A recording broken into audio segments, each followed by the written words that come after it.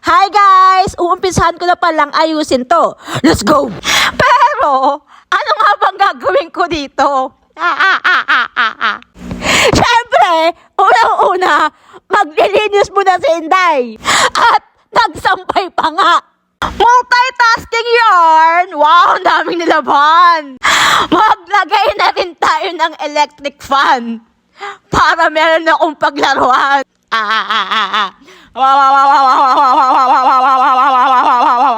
At need ko din ng upuan.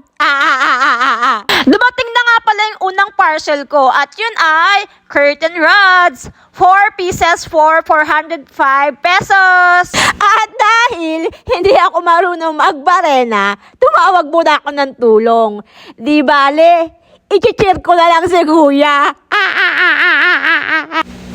Sinabit ko na rin pala yung barel at helmet. At dumating na rin pala yung mga ikakabit kong kortina. Sobrang mura nga lang ng bili ko dyan. 39 pesos each. Ang maganda dyan, kita mo pa rin yung sa labas. Tapos, kita ka pa rin sa loob. Tada!